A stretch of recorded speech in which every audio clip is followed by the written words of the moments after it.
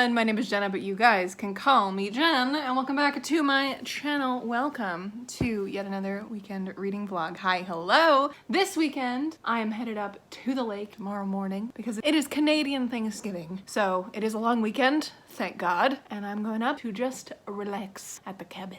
I'm very excited. It is officially feeling like fall. There's leaves everywhere. This weekend is very exciting because this weekend is going to be officially my Lord of the Rings reread. Why? Because what would be better than going up to the lake for Thanksgiving and rereading this entire beautiful trilogy? And I will be rereading it in this edition. This is an old edition that I got back when I was a wee bean, and I had to tape it, which is why it's shiny, because it was crumbling, falling apart. And now that it's taped, it is no longer crumbling, falling apart, and I'm very happy about that. But this is an omnibus of all 3 novels, and I'm bringing this with me, and we're gonna have a great time. But since it is currently Friday and I'm going up tomorrow morning, I would really like to try and finish Nona tonight. I don't know if that's gonna be possible at all, but I would really like to so that I can start reading other things. Next weekend, I'm planning on doing a horror or thrillery weekend. It's gonna replace my video that I was gonna do for reading out of my comfort zone thrillers part 2, because I just don't have enough time or brain space to fit that in this October, because there's just so many things I wanna read, and I really wanna get going on my cozy fantasy reading vlog, which I meant to do in September, but that just ran out away from me, and it's already October freaking 7th. This weekend, I am bringing Lord of the Rings up, and that is gonna be the point of this whole video, but I'm considering bringing a few other things just in case. Namely Motherthing, and I got some other library books. These 2, if I do finish Nona, I'm gonna bring these 2 up, or at least City Inside, which is a novella. If I don't finish Nona, I'm just gonna bring Nona, Motherthing, and Lord of the Rings. But that's the plan, that's the shindig. I also got an ARC from HarperCollins this week, which is called Bindle Punk Bruja, and I really wanna bring it too, because it sounds so good. So I might sneak that in my bag as well. But it's a 3-day long weekend. I'm going up Saturday. Tonight, I'm gonna be reading something, I hope.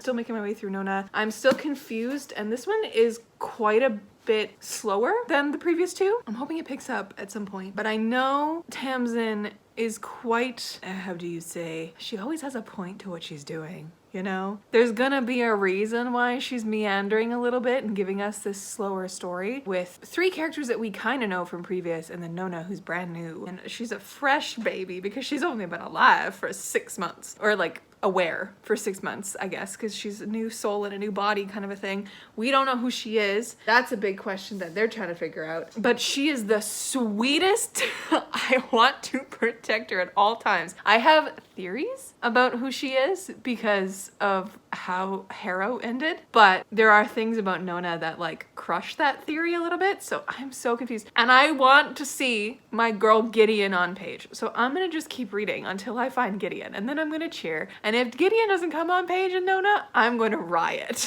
I need Gideon to come on page. We've had Harrow in these dream sequences. I don't know if you guys know what Nona is about. 3rd in the series, but Nona specifically is about, Nona the Ninth, is specifically about Nona living in this city that's already seen all the atrocities of war and the worst things of humanity. They live in the city and they're just trying to stay in hiding because the city hates necromancers and calls them zombies, which is interesting considering what we've read in the previous 2 books. And it's Nona who has a job, a non-paying job, because really the city doesn't have any money, a non-paying job in a school where she hangs out with these kids who she thinks they're her best friends, because she's a little bit intelligently stunted. She can't read, she can't write, she doesn't remember anything, and it's this weird little thing that she's been alive for 6 months, but when she learns things or tries to learn things, it's it slips out of her brain, which is such an interesting thing, because the sentence I think was, it slips out of her brain because her brain thinks she's learned it already and immediately forgets it. And I'm that's so interesting. Why can't she retain facts?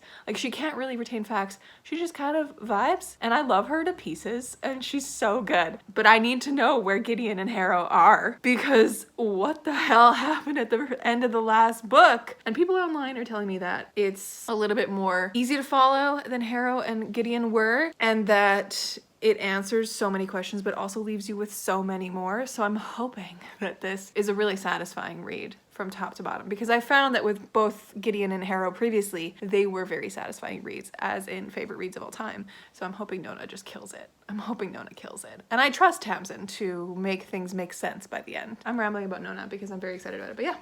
This weekend, we're going to be focusing on Lord of the Rings. It's going to be my reread. I first read Lord of the Rings back in university because my friend and I, at the time, we made a bet at the time, sort of like a half-hearted bet. She's like, okay, you need to read The Hobbit and Lord of the Rings, and I will read Harry Potter for you. And she only got through the first 2 books, but I read the entire 4 books of Tolkien's Arc because they're amazing. So good. I love them. The only book that I have reread is The Fellowship of the Ring. This time around, we're gonna do the whole shebang. My favorite upon first read was Two Towers, so I'm intrigued to see what my vibe is after this. And I'm gonna annotate this as well. I'm gonna eat because my dinner's currently going cold, but it's the start of a long weekend. I'm excited. It's my Lord of the Rings vlog. Let's go. Hi friends, I'm just popping in with a quick update because I just read to page 250 of Nona and I have so many freaking thoughts and so many theories and just so much confusion because I don't know what's going on. And I totally didn't realize what time it was. It's like already past 1:30 in the morning and I gotta be somewhere in the morning. Oh my god, I gotta go to my lesson. I gotta leave to the lake after that, so it's all very early and I'm probably gonna almost sleep through my alarm again because I did that the past 2 weeks and 3 weeks in a row because I'm a garbage human being. But get ready for like just the most thought dumpy weirdness in my Locktoon vlog. I realized that like the Locktoon vlog is so spoilery for both Gideon and Harrow because I talk about so much of it in it. And then I was just like, I'm gonna try and keep Nona not spoilery. And I've literally just divulged all my theories and all my crap on the vlog update that I just did. Just be aware, there's gonna be lots of spoilers. There's also gonna be like spoiler warnings on the screen so you can mute me until they leave. And I'm gonna try and keep like the end of Nona not spoiled for people who watch because I know this book is new. So I can't expect people to have read it already, but this book is something else. This book is something else and it's coming with me to the lake. So I'm bringing Nona, Lord of the Rings, Motherthing, and the Arc from HarperCollins just so I have some interesting stuff to read this weekend. When you see me tomorrow, we're gonna be off to the lake. So good night.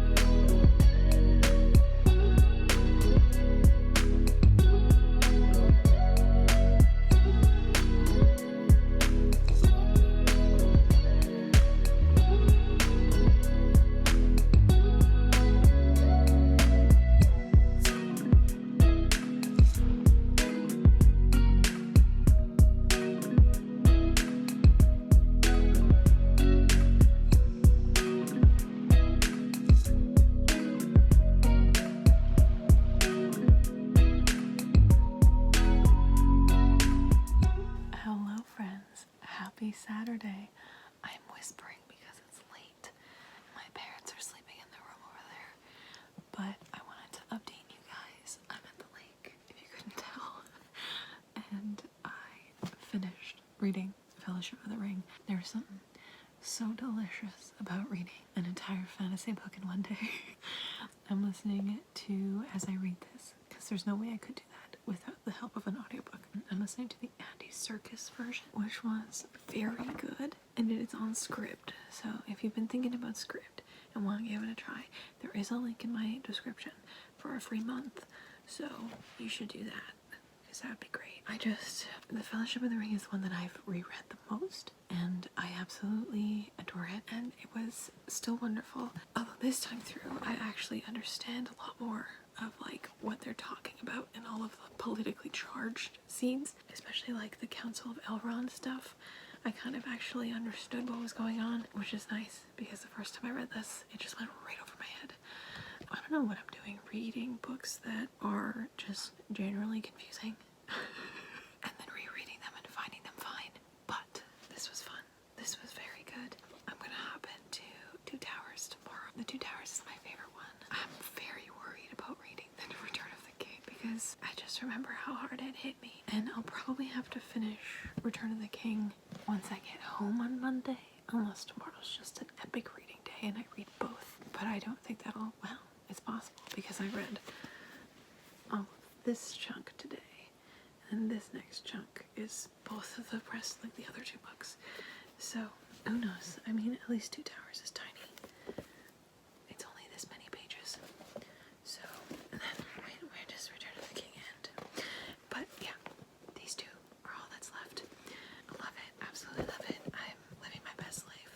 But I will say, I forgot how long it took me, or how long it takes me to settle into the writing of Tolkien. He just has this really thick way of writing that is reminiscent of like Jane Austen and stuff. It just takes you a second to settle in. But immediately the vibes are off the charts. Soft autumn vibes, which is all you need when it's Canadian Thanksgiving. And you're at the lake and it's autumn. I don't know if you can hear it, but it's currently raining. I will hopefully update you at some point with more than just whispers. But yes, thriving. I also brought Nona with me, as I said I would, and I would like to read this at some point, so I might tomorrow take a break at some point from Lord of the Rings and read this. I'm not sure. We're gonna find out. For now, book one is down.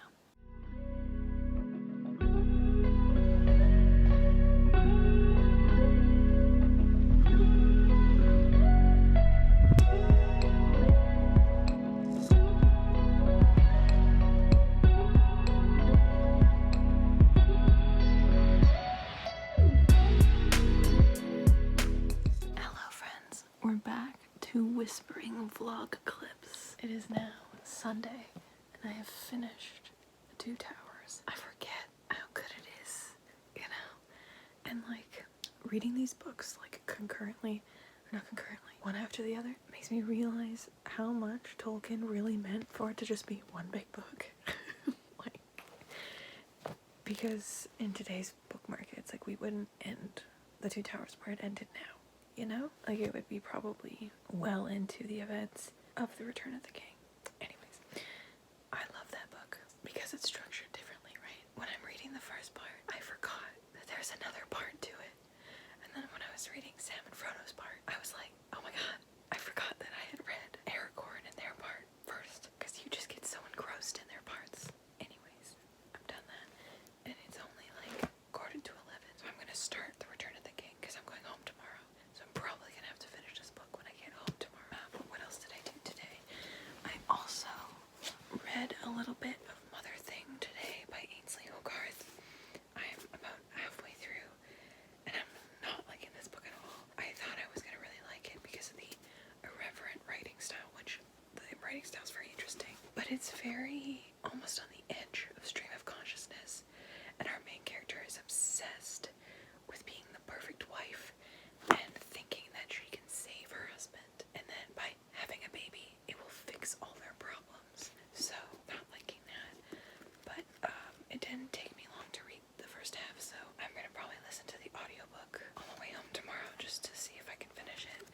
have this finished so that I can do a little review on TikTok for Penguin. But yeah, so far I'm loving it. But I like the concept of it. Anyways, I'll talk about that more when I'm not whispering. Anyways, yes, I think I'm gonna dive into Return to the King now. The saddest of the three.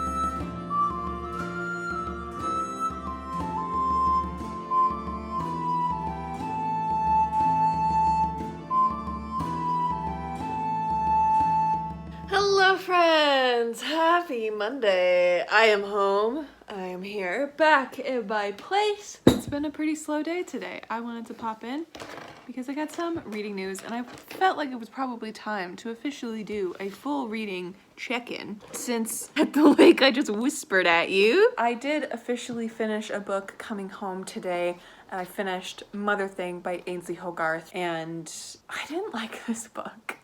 Yeah, this book is just not for me, I think, because I think this appeals to a very specific kind of reader. What kind of a reader? I'm not entirely sure. I don't know. This is super irreverently written. The writing style itself is on the edge of stream of consciousness, and I don't know if I liked it. Mainly because our main character, Abby, is absolutely insufferable, I think is the way to say it. So this is about Abby and Ralph Lamb, who at the beginning of this book experience Ralph's mother committing suicide in the basement. And we are shown throughout this book, or shown really rapidly, that Ralph had dealt with her being extremely manipulative his entire life and had to get away from her to deal with his own, trauma and abuse at her hands of how manipulative she was. Because of her ailing health in her later years, they actually had to move in with her to help her. I think she was always threatening to commit suicide just to get his full attention. She was that kind of a person. Literally first page, they're in the hospital hearing the news that she's passed. So after this, it's Abby trying to pull herself and her life together, even though she experiences no grief.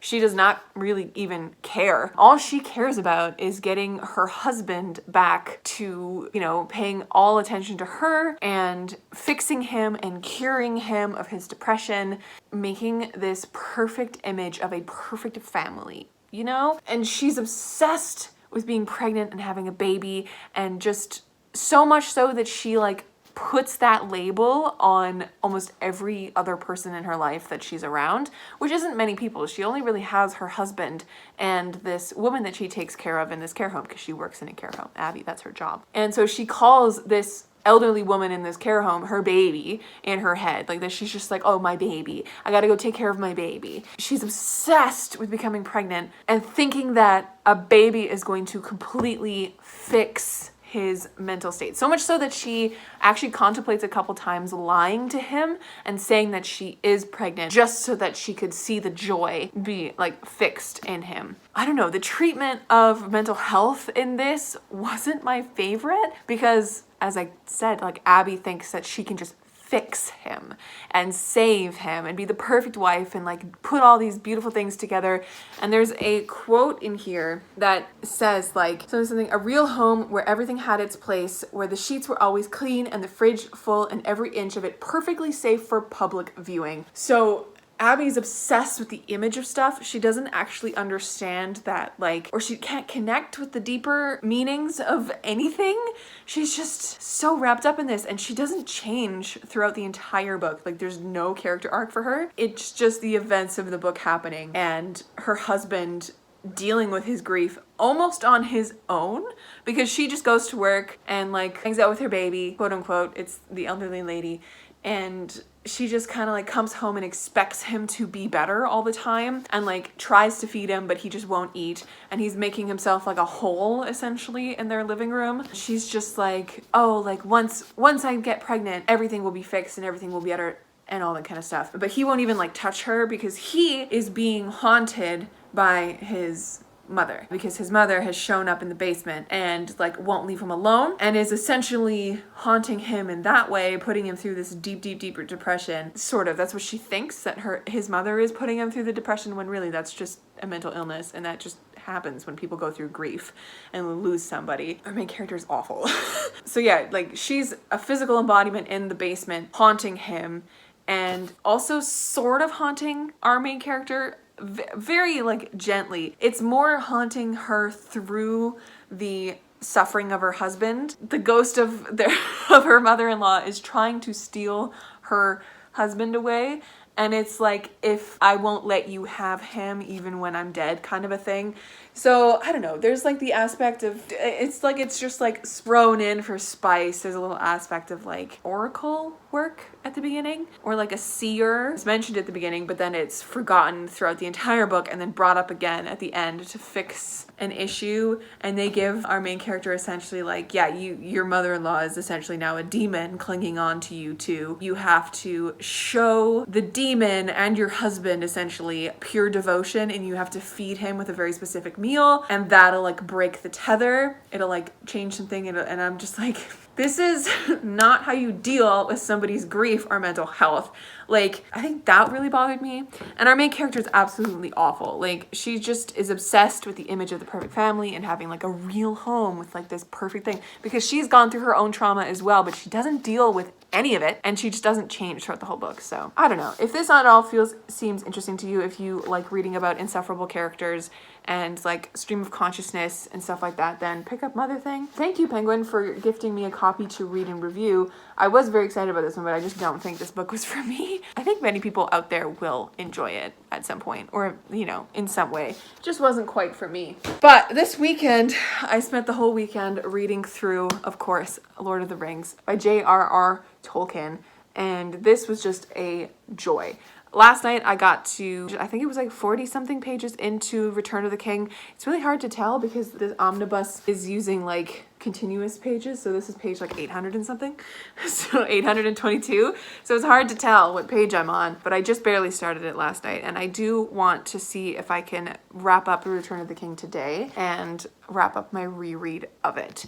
So that's awesome. But yeah, this is just, I love these books so much. When I was rereading the first book, it was just bringing back great memories. It was soft and had, you know, a very cottagecore feel almost, which is just perfect. What I remember also from like seeing other people read Lord of the Rings on the internet and stuff, from what I remember since I read this trilogy for the first time, people always complain that the first book is just full of walking and like not a lot happens. But surprisingly, and I don't know if this is just because I read it all in a day, it moves pretty quickly. Like there's stuff happening to them on the road. They're getting followed by the ring wraiths. They're being attacked. They meet up with Strider, and then Strider helps them along. They go through so much, and then they are like fully attacked by the ring wraiths, and Frodo gets hurt, and then they eventually make their way to Rivendell, and there's that big climactic moment right before the end of book one. I should say like part one, part one, because you know the Lord of the Rings is separated into like 6 or 7 books, right?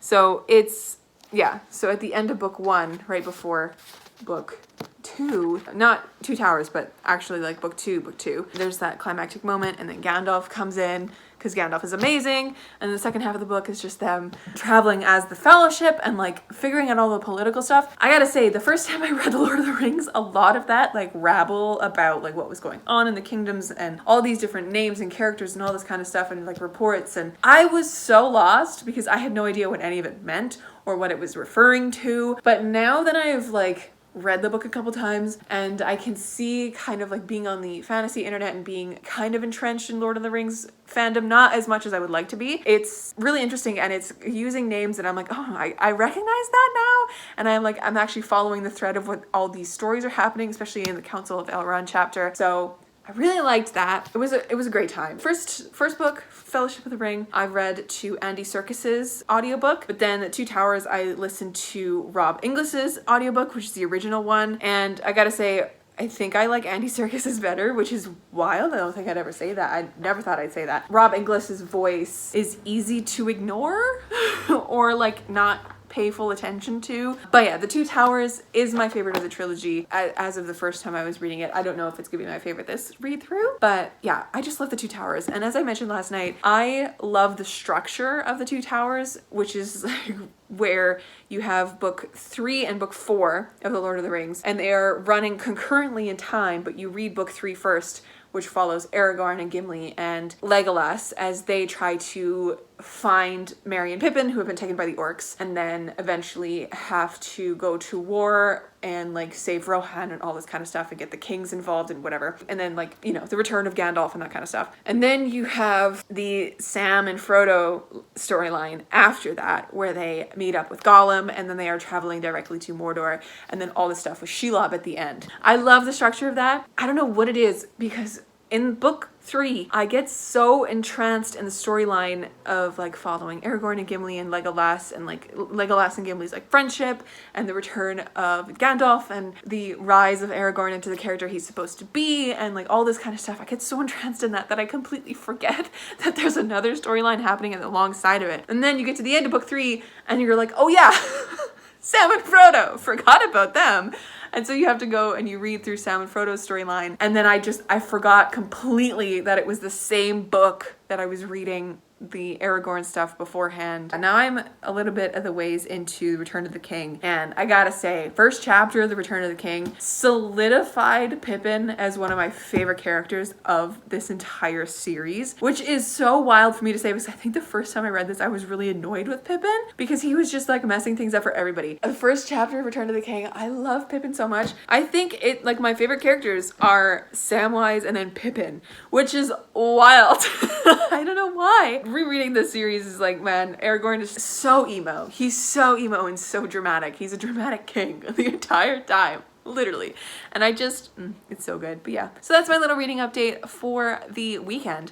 I didn't end up reading any more of Nona because I was so entranced in this, and then I read 100 pages of Motherthing. But I think today, because it is currently 3 o'clock, I'm going to try and see how far I can get with the Return of the King today. And I don't think I have that much further to go, so I'm really hoping that I can finish this reread today and like keep it all nice in one video for you guys. But that's the goal. And then after that, I'm going to definitely dive back into Nona and try wrap that up as well, just so I can kind of clean my reading slate up and start fresh and anew with new things. I've now been rambling for a while, so that is my little reading update, and I will catch you when I've fully gotten into the Return of the King.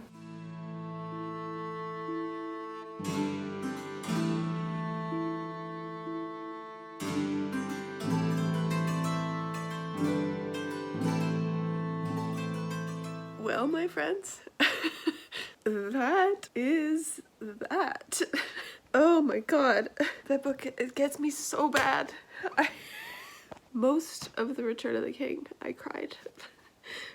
The book is so good. I think on this reread, I think The Return of the King is my favorite. I don't know what it is. Book 5, I guess, the first part of The Return of the King. I don't know what it is, but the writing just feels elevated, which is weird to say because Tolkien's writing is incredible across the board. But like as soon as I started, I was just sitting here like, wow, what is happening? Why is it all so wonderful? And I was just annotating it like crazy. And then we got to the battles for Gondor and the speeches from Theoden. It is just so wonderful and so painful too.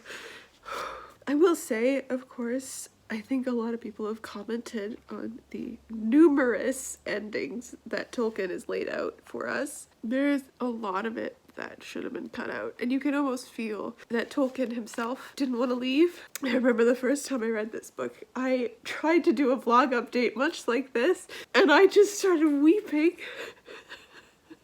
like I am now because it's just so good, and the ending is just phenomenal, but so deeply sad. The proper ending, I should say. Wow, what a reread. What a weekend. The Lord of the Rings in 3 days. I knew The Return of the King was going to do this to me, and I'm so sorry for the sound of my weeping. But thank you guys so much for hanging out with me on this long weekend and this journey I have been on. I not only reread the entire Lord of the Rings trilogy, I did that in 3 days, and I also read Motherthing. It's over there.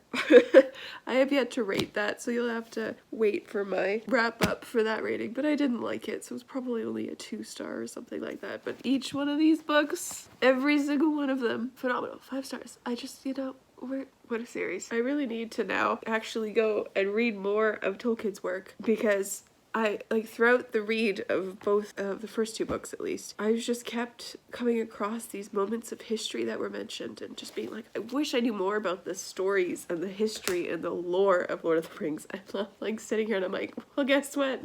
That's possible because Tolkien wrote so many other books. I have the Silmarillion sitting in my bedroom. I could easily read that, which is, I think, what the Rings of Power TV show is loosely based on. And then there's also Beren and Luthien, and which is a story that's mentioned in here. I think that's going to be one of my goals for 2023, is to really delve into more of Tolkien's work. I know that The Hobbit and The Lord of the Rings are probably the easiest to read, but I think there's enough content out there in the world that will help me actually understand these things, and other people out there who know what they're talking about when discussing the lore outside of the story itself. I think I'm gonna leave this vlog here and pull myself together. It is now 9:30 and I do have to finish editing this vlog and put it up for you guys for the morning. So if you made it this far, leave me a little sword emoji, because I would love to know that you made it this far. Or you can leave me a crying face emoji and mock my sobbing if you so desire.